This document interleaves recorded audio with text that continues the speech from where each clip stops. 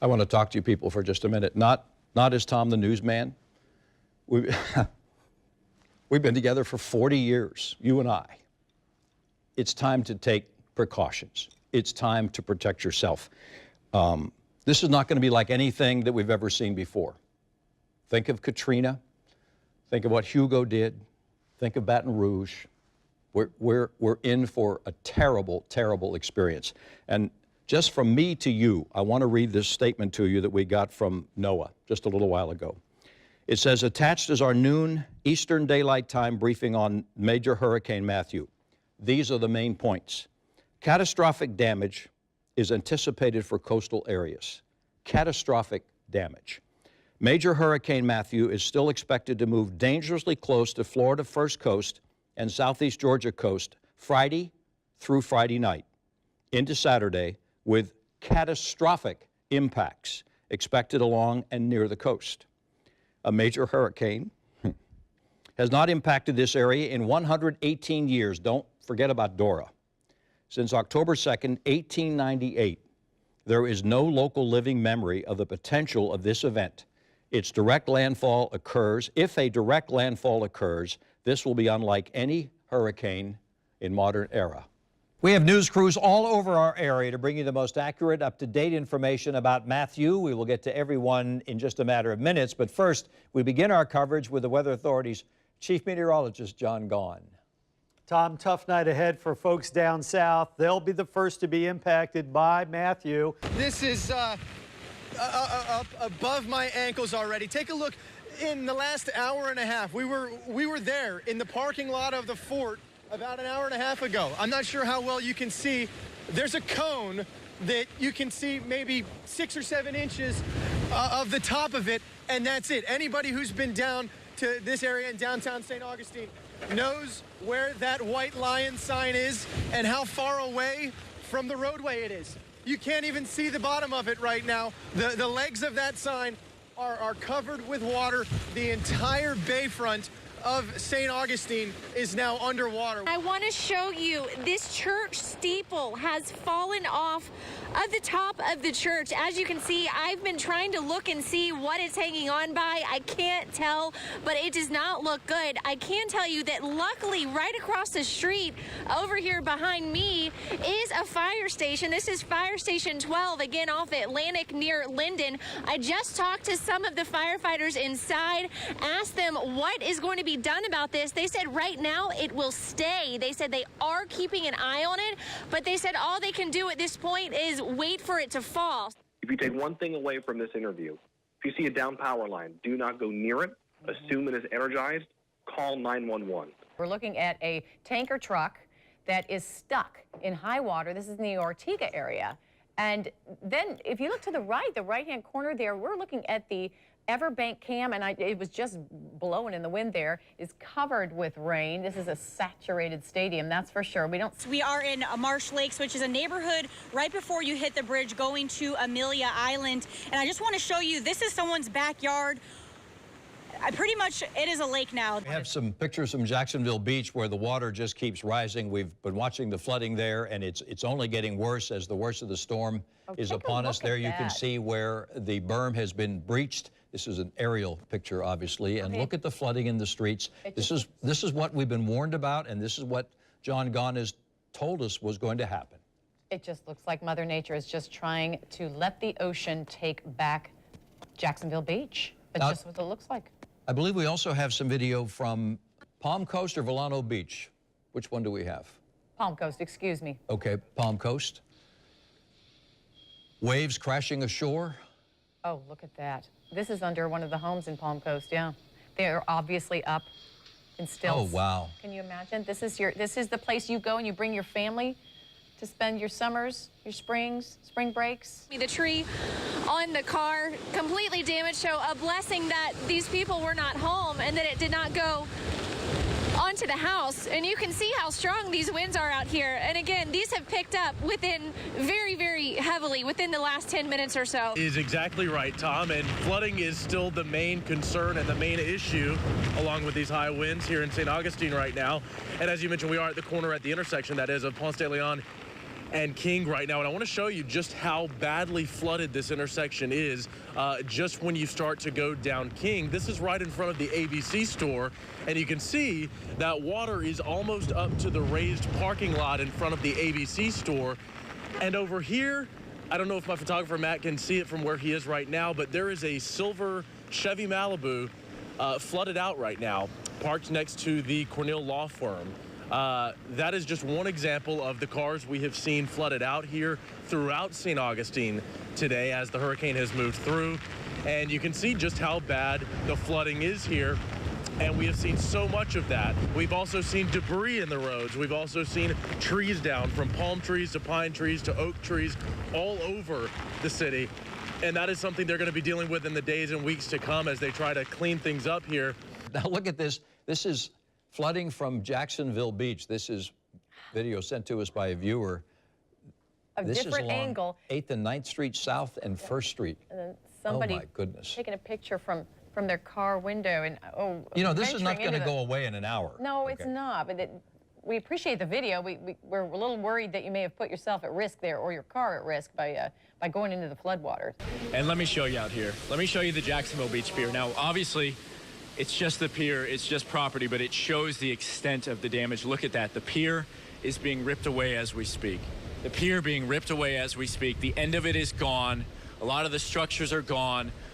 These waves are just huge. The storm surge is 5 times what I've ever seen here. And it's a sobering sight. It's a sobering sight for people that are here, for people that are hunkered down, that are in their homes, maybe in their businesses, or people that own homes or have family or friends here, because it's really bad. And if you go to the south, if you go to the north of us, there's flooding all over, flooding absolutely in people's homes. This area is definitely flooded. Not a safe place to be right now, for sure. Let me show you what we're looking at right now. A car is trapped under this small bridge here on New Kings Road near Martha Street. I just got off the phone with JSO, tried to give them a call to see if they've gotten any reports about this, because we don't know if a person is in there. And they told me they've gotten a couple reports. They said they're sending someone else out because they're just not sure. Obviously, they've gotten so many calls today.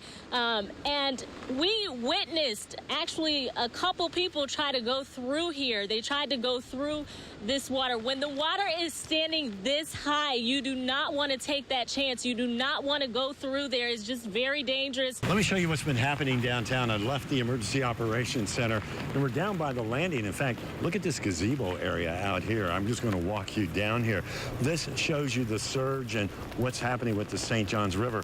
Normally, you could walk right up to this fenced-in area right here along the river, but as you can see, it's filled with water. We're at Causeway and 17. Now check it out. This is almost a foot of water coming out of, right out of the van. So we're not going to be able to stay here too much longer. But when we first pulled up, and look, you see somebody out here driving through again, even though there's a mandatory evacuation and a curfew out here. Check it out. This street lamp right there, there were 2. Now there's just 1. I am right off of US 1. That's in front of me, behind me. All of these side roads, all up and down US 1 are flooded. Look at these people out walking. Look at these cars. These cars have been swallowed whole by all of this water. But the wind really is back, just as Elizabeth was saying, where she was just a moment ago. But I want to show you that flooding. This is at the foot of Bridge of Lions in St. Augustine. You can see a Jeep just cross this median to avoid it and go around it. But if you look all the way across at those headlights, that is about as far from where we're standing to where those headlights are. This water is, this flooded area is. So we want to tell you a little bit, let's see who. So they have obviously just pulled up here beside us. So we are just seeing some emergency officials start to make it here onto the island to assess the damage. And we are at the Teeny Martini Bar. So this is a planter box that was actually washed into the road. And we understand that and the other one is gone. They don't know where that is. In fact, other people that rode out the storm watched that right on by. Are you guys with the National Guard? Fire department. Okay, so this is the fire department, and they're here checking out the damage. We're going to keep our distance. Obviously, these are professionals that need to be able to work here. So we're going to stay back. I know the people who were here. There's nobody in this front building. Nobody's here? Yeah, no, I made them move everybody out to the back coach house, second floor. Yes, yeah. Nobody is in this. Everybody is okay as far as I know right here. All right. Yep. Okay, so there you have it. Live on TV, it looks like they're going around doing some damage assessments, and they're trying to make sure that everyone who was here is okay, because when you ride up and down the bayfront here, this building is one of the most visibly damaged by being out here in the walkways. But that's because the Teeny Martini Bar had all that outdoor seating and all. So all of that has clearly been washed away. Yeah, there's only a couple tables left. There's not many of them. And we walked all the way down and all around here, didn't find any tabletops. And even when it dried up, didn't find anything. And you said one of these planter boxes, your buddies just watched it float on by. Yep, yeah, piece by piece. It wasn't the whole thing. It was piece by piece all the way down the road. Were you ever scared? I mean, we had to evacuate. We couldn't stay. It got too high down here. No, I gave trust to my dad, and he knows what he's doing. And, we just were prepared. We were smart. We listened to what y'all were saying. That's all you can do. Just got to listen. We told you to evacuate. Yeah, but I don't know. We're just going to ride it out. At least I know I can say that I've been through one. New video shows rain pounding the Savannah area. Boy, that looks familiar, doesn't it? We've seen it here. And to the north, slick roads in South Carolina. In our area, time to assess, time to begin to find out how much damage was done. Floodwaters still high in St. Augustine as we get a look at conditions east of the Bridge of Lions in this video.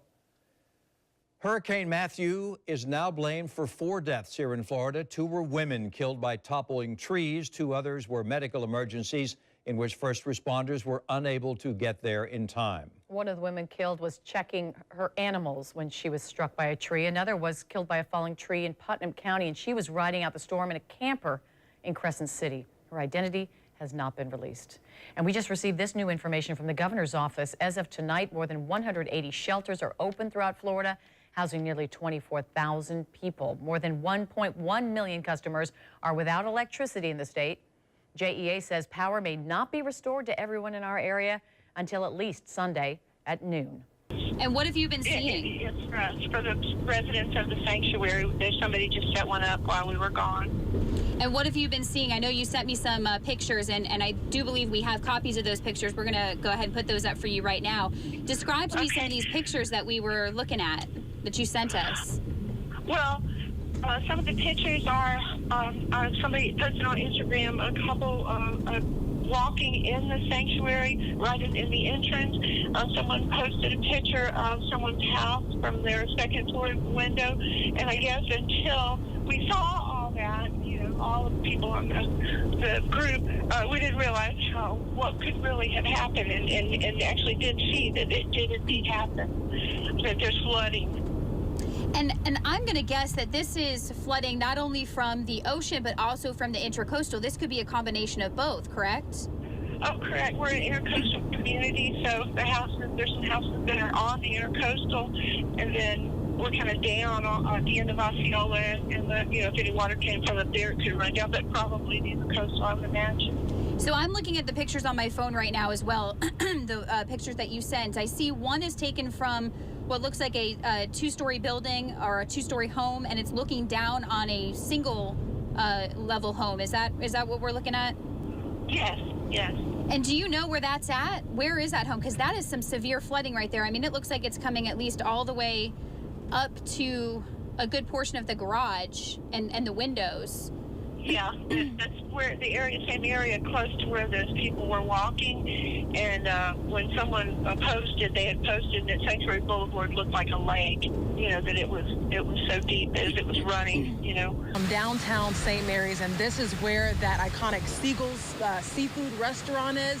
And I'm also on Osborne Street, just to paint where I am. You hear that? This wind is incredible. Now, I thought that this area would be just fine when we drove up here, but the wind has really picked up. And in fact, just look at the trees here. I just want to show you how drastic or how strong these winds are here right next to this bayfront. They're at about 350 right now here at Pedro Menendez Highway, which we struggled to find. It is pitch black out on State Road 206. We really struggled to find the entrance to this high school. A lot of people did. They've been trying to give people updates because a lot of these people are from Anastasia Island area, may be stuck with the ability to not get home for a while. At the bottom here it says buses will not run tonight. They were limited in what they could do. They're trying to assist as many people as they can. It's pitch black without our headlights, and none of these traffic lights work. None of them at all. Look at this. It's a ghost town. It's really eerie. This is what we ran into, a down power line and also a down light. You can see they're blinking red. As soon as you come to this area, you have to stop and you have to turn around. And do you hear that wind? This is what we're talking about. Just being out here, driving in your car, you're going to be whipped left to right. Now, of course, the other people out here, the only people who are legally out here are officials, policemen. Again, don't forget, there is that 10 p.m. curfew here in St. Mary's. Take a look up at the roof. You can see the metal roofing has been peeled back from this building from the storm. This is St. Augustine Power Sports. And if you look inside, you can see the mess that is left inside after all of that damage. You know, we're at the corner of 11th Avenue North and 2nd Street North. This is where we saw, in fact, well, first of all, let's show, there's still a lot of standing water. If I was to walk out into the middle of the intersection, it's almost up to my knees, and I'm about 5'9". In the distance, there's a few cars submerged that obviously were not out of here when this all hit. And the concern is that this standing water is not moving. It's not flowing anywhere. Where I'm standing right now is an area you really need to be careful about. Nocatee Parkway is wide open, so it gives you the sense of confidence, but this is one of two huge trees that are crossing the off-ramp from Nocatee Parkway as you get on to Phillips. The sight that you see behind me is very sobering. You see residents eager to get back and claim what's theirs, but you also see these power crews ready and able to fix this area that has lost almost all of its power. Hurricane Matthew leaving this mark on Northeast Florida, the damage that has been done, the damage that we have seen, particularly to oceanfront homes. These aerials are from Sky 4 in St. Johns County, where damage to the property there in the county could reach $2 billion. Matthew's surge leaving behind piles of debris along the shoreline of Jacksonville Beach. This video showing how violent the surf was, damaging the Jacksonville Beach pier. And also we have another photo for you taken in Fernandina Beach showing down power lines and trees, all things that officials are telling us to be mindful of. And another photo here showing heavy flooding in the Hastings area. Boy, we're going to be hearing this sound a lot, the sound of chainsaws, as so many people have tree debris to clean up and down trees. This is video from Atlantic Boulevard. In some cases, these trees, of course, have toppled power lines, as we still have tens of thousands of people in Duval County who still do not have electricity. In St. Augustine, trees fell on cars. Windows of buildings like this building were just blown out by the winds while officials are beginning to assess the damage. That's a picture of the Bridge of Lions, which has just been reopened about an hour ago. We're standing by for a briefing from Florida Power and Light in St. Augustine. That update is scheduled for 5:15. We will bring that to you live. Unprecedented, once in a lifetime. We can only hope, we pray we never go through anything like this again. Thursday, the National Weather Service told us there was no local living memory of a storm like we were about to face. And while it could have been much, much worse, almost was much worse, the meteorologists were right that this was historic. Here at News 4 Jax, we have been on the air for 72 straight hours, and we've done it for you.